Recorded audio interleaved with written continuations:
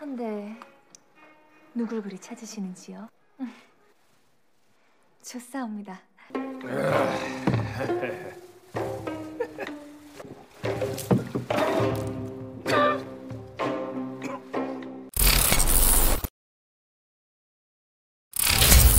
Oke guys, balik lagi bareng gue Demi di channel Karma Pokon, channel spesialis yang khusus bahas film-film Asia yang berisikan film Asia cuy. Nah, film yang akan kita bahas kali ini adalah sebuah film yang bergenre kisah nyata cuy. Nah mantap nih, ada kisah nyatanya juga ya, yang berjudul The Treacherous Gunsin tahun 2015 cuy. Oh, serah dah sana, apa lagi tuh judulnya tuh.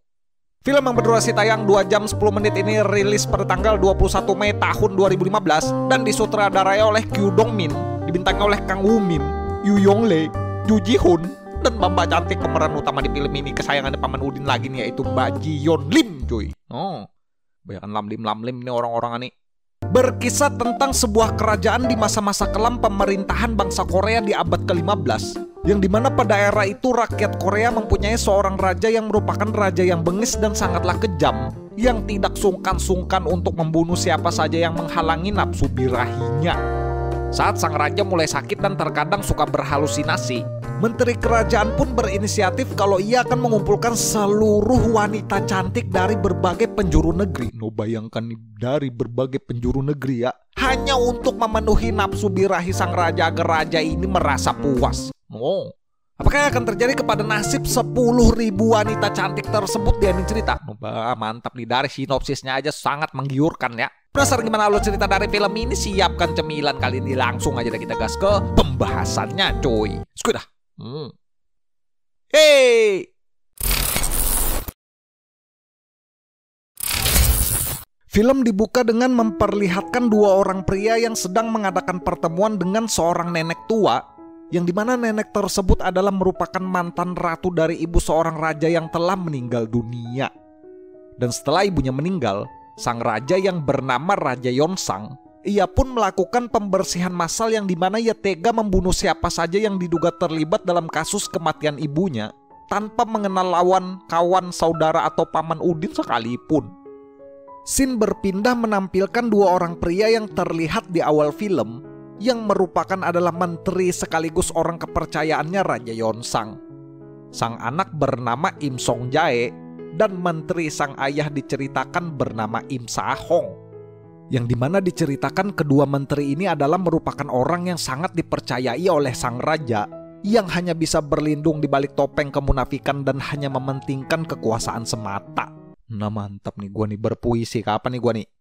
Di suatu hari, saat sang raja melakukan pertandingan persahabatan berkuda dengan rekan bangsawannya, akibat kurang tidur dan mengalami darah rendah, raja pun terjatuh dari kudanya karena berhalusinasi melihat kumpulan bangau yang ia sangka adalah komplotan musuh. Tahu kalau dirinya sudah tidak sehat walafiat, raja pun bertanya apakah ada obat penawar yang bisa membuat dirinya sembuh, karena raja tidak mau menghabiskan masa hidupnya dengan keadaan seperti itu. Mendengar hal itu, Menteri Im pun bilang kalau ia mempunyai obat penawar yang sangat ampuh, yaitu dengan membawakan 10.000 gadis cantik dari berbagai penjuru negeri untuk dinikmati raja dalam waktu semalam. Nu bayangkan nih 10.000 wanita ya.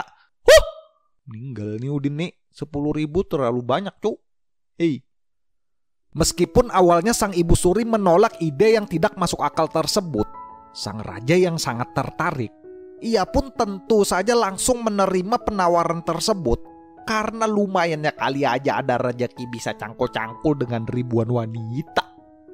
Langsung saja, raja pun sontak memerintahkan Menteri Im dan seluruh anggota kerajaan untuk pergi bergegas merekrut 10.000 wanita cantik yang berada di wilayah kekuasaannya dengan secara paksa.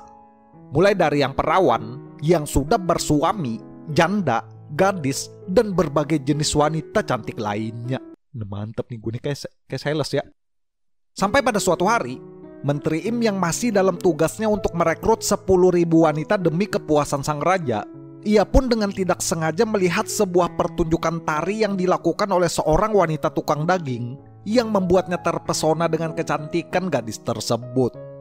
Akan tetapi sayangnya, berhubung Menteri Im ini sadar kalau gadis itu hanyalah seorang tukang daging yang tidak sederajat dengannya, Menteri Im pun lantas pergi karena ya udahlah gak apa-apa tinggalin aja daripada entar malu diledek-ledekin raja.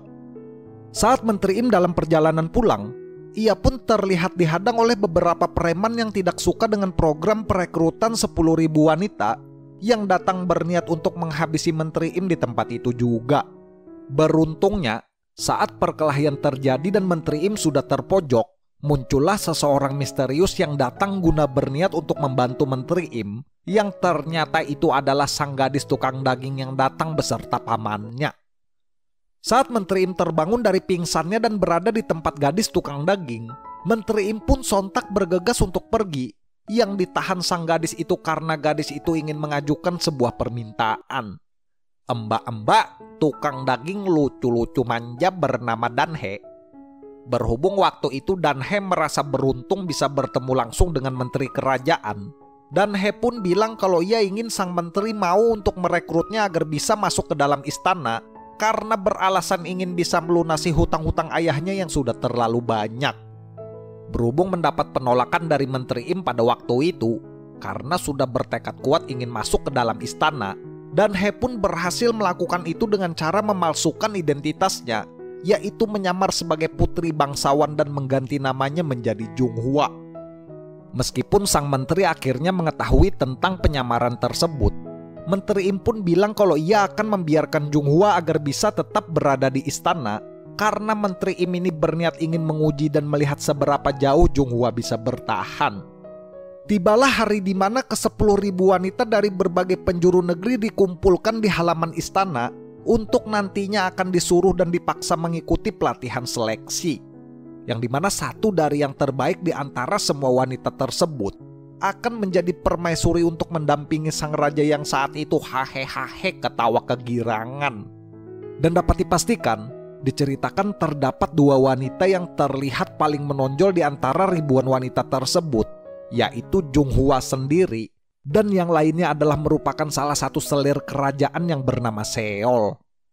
Ke-10.000 wanita itu pun langsung dibawa dan dikumpulkan di sebuah kuil yang ada di istana untuk diajarkan bagaimana menjadi wanita idaman bagi kaum laki-laki di atas ranjang. Yang dimana hal itu mengakibatkan sontak membuat para petinggi kerajaan lantas kesal karena terpaksa harus mengikuti keputusan raja yang hanya mementingkan hasrat birahinya. Beberapa hari kemudian, Raja Yonsang pun mengadakan sebuah pertemuan guna berniat ingin menyeleksi sendiri dengan menilai cara para gadis itu memilih dan menyantap makanan yang sudah disiapkan oleh pihak istana.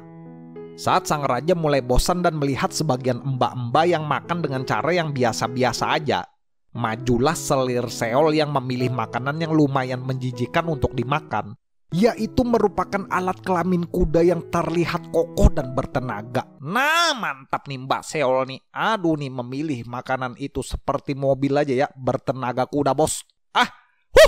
Memakan apa lagi tuh namanya tuh, tidak bisa disebut ya. Tidak bisa dibayangkan barangnya kuda dimakan bos. Aduh nih, seperti apa itu rasanya nanti ya. Raja yang melihat hal itu, ia pun sontak dan langsung berpikir kalau Seol lah yang terbaik dari semua wanita. Akan tetapi hal itu lantas terbantahkan saat Junghua maju dan memakan sebuah menu yang merupakan adalah rahim lembu yang mustahil untuk dimakan. Terkejut melihat kehebatan Junghua yang bisa memakan menu itu, dan mendengar sebuah kata-kata dari mulut Junghua yang sangat menyentuh hatinya, Raja Yonsang pun sontak tidak sabar ingin menjadikan Junghua sebagai permaisurinya di saat itu juga. Namun Menteri Im meyakinkan kalau sang raja harus sabar menunggu sampai seleksi dan pelatihan telah usai. Yang dimana ternyata Menteri Im malah terlihat diam-diam mendukung dan mengajari Junghua teknik menggunakan pedang, memberikan sebuah resep ramuan pembersih kerang coklat agar Junghua ini bisa menjadi permaisuri di kerajaan itu. Yang dimana Menteri Im melakukan semua hal itu karena ia sudah mengetahui kalau Junghua ini ternyata adalah Danhe, yaitu merupakan putri dari salah satu petinggi kerajaan yang telah dibunuh raja karena dianggap sebagai pengkhianat, yang berniat masuk ke istana hanya karena sebatas ingin membalaskan dendam ayahnya, yang didukung sepenuhnya oleh Menteri Im karena ternyata Menteri Im ini juga menaruh dendam akibat sang raja dulu telah mencangkul adik perempuannya secara paksa. Di suatu malam, saat raja mengadakan pertunjukan tari yang dipesertai oleh ke-10.000 wanita penghibur tersebut, Junghwa pun tidak mau melewatkan kesempatan itu untuk berniat mencoba membunuh sang raja menggunakan pedang kepunyaannya. Akan tetapi naasnya, sesaat Junghwa sudah hampir berhasil untuk menancapkan pedangnya ke leher raja, seseorang yang tidak diketahui malah ternyata sudah bersiap untuk memanah Junghwa dari kejauhan, yang membuat rencana Junghwa gagal total pada malam itu. Atas kejadian tersebut, Raja Yeonsang pun harus mendapatkan luka gores di bagian bahunya dan menyimpulkan bahwa kalau pelaku penembakan dirinya pasti merupakan adalah anggota keluarga dari ke-10.000 wanita penghibur yang tidak terima para wanitanya telah diambil secara paksa. Akibat hal itu, sang raja pun lantas bergegas mengadakan proses pembersihan dengan memanggil seluruh anggota keluarga dari 10.000 wanita tersebut untuk kemudian dibunuh di tangan putrinya sendiri.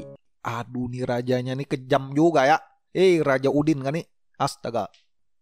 Saat keesokan harinya, Menteri Im pun akhirnya mengumumkan hasil pelatihan dari seleksi dan menyimpulkan bahwa kalau hanya ada 2 nama yang akan lolos ke babak grand final dan selebihnya akan dijadikan budak istana. Yang dimana sudah dapat dipastikan kalau Seol dan Junghwa lah kedua orang tersebut yang akan diadu untuk menjadi satu yang terbaik yang nantinya akan mendampingi raja sebagai permaisurinya. Sebelum pertandingan final tiba, Menteri Im pun terlihat memberikan jarum susuk dan menancapkannya di tubuh Junghwa agar Junghwa ini nantinya dapat bertahan dan menjadi perkasa saat diminta untuk cangkul-cangkul.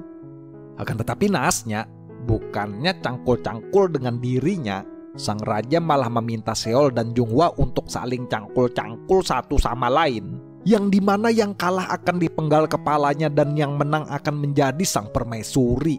Aduh, nih aneh-aneh aja nih raja nih mintanya nih, Raja Udin. Singkat cerita, Junghwa pun akhirnya dinyatakan menang saat Seol sudah tidak bisa berdiri karena sudah tidak tahan, yang terpaksa harus pasrah karena sebentar lagi ia akan dieksekusi. Akan tetapi beruntungnya, Junghwa lantas mencegah tindakan raja dan memohon agar Seol segera diampuni, yang membuat Seol ini terkejut karena ia bisa selamat dari kematiannya. Atas kemenangannya itu, Junghwa pun kini resmi diangkat menjadi permaisuri di istana.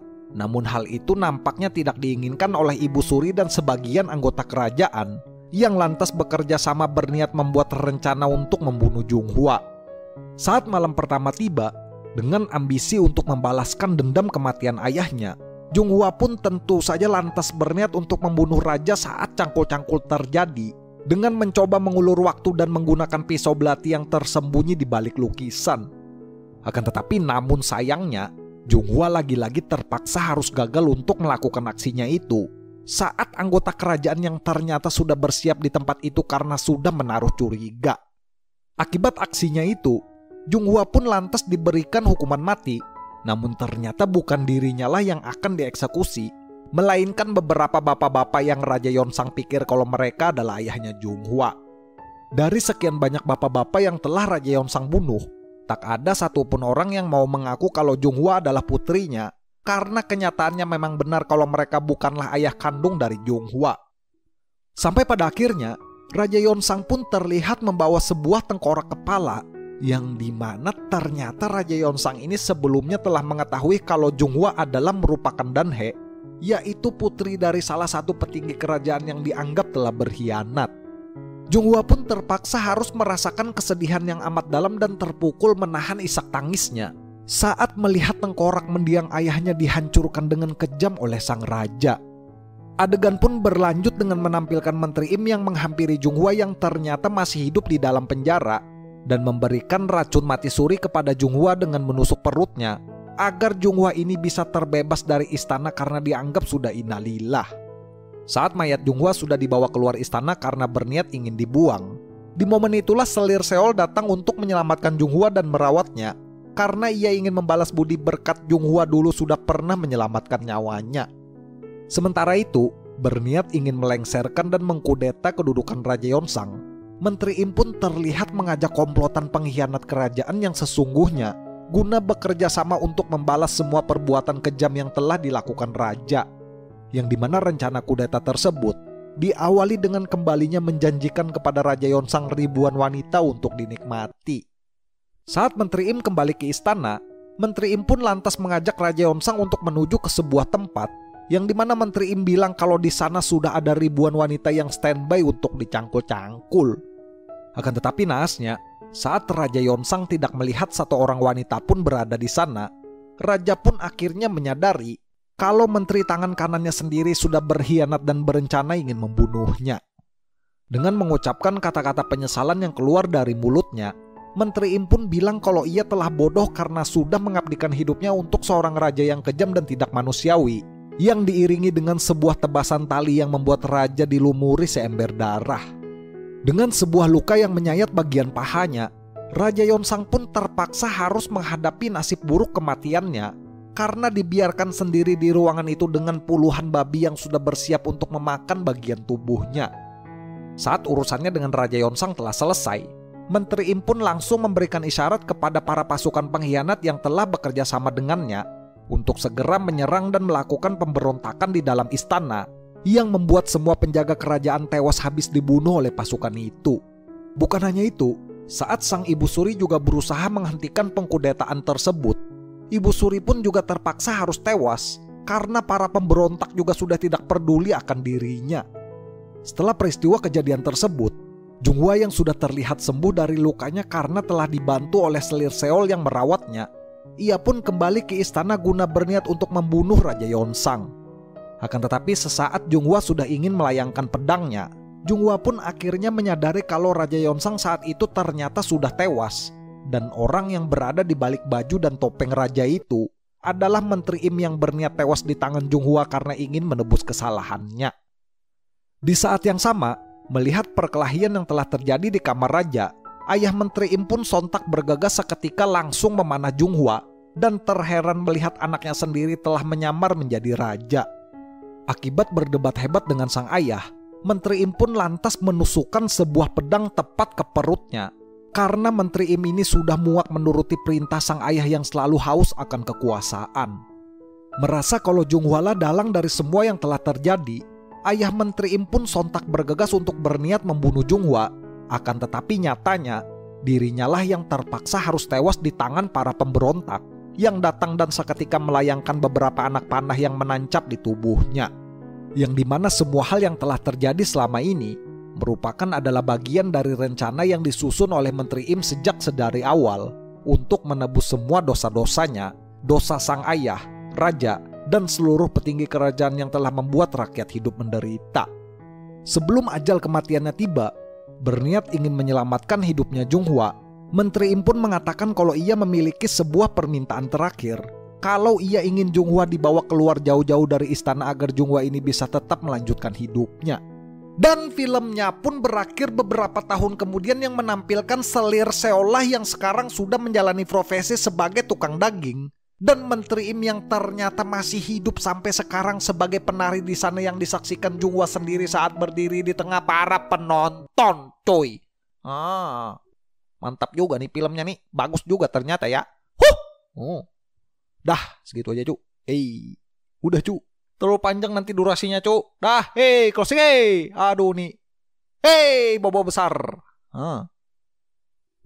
Guys, mungkin segini aja ya untuk pembahasan alur film kali ini ya. Ini buat kalian yang pengen nonton full movie-nya, kalian langsung aja search nonton film The Treacherous Gun Scene tahun 2015 di Google Chrome cuy. Dari film ini kita bisa belajar mantap nih, ada pesan moral lagi ya. Sebuah tahta yang tinggi tidak memastikan kalau kita akan menjadi manusia dengan pribadi yang lebih baik. Akan tetapi hati nuranilah yang menentukan seperti apa jati diri kita untuk menjadi seorang manusia.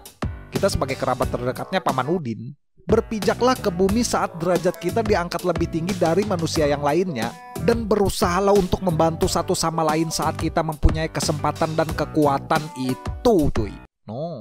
Mantap juga nih gua nih, ngomong kayak bener aja ya. Seperti biasa nih gue mau ngucapin terima kasih banyak nih buat kalian yang udah nonton, dan terima kasih banyak buat kalian yang udah subscribe ke channel Caramel Popcorn. Kita juga punya channel Caramel Popcorn yang kedua, yang ketiga juga ada. Kalau kalian mau subscribe silahkan, linknya ada di deskripsi cuy. Nanti kita bakal bahas film seru yang bagus-bagus lagi ya. Mungkin sekian jumlah nih. Jangan lupa like, comment, dan subscribe. Gue Demis sebagai narator pamit. Sampai ketemu di video selanjutnya. Thanks for watching guys. Bye-bye.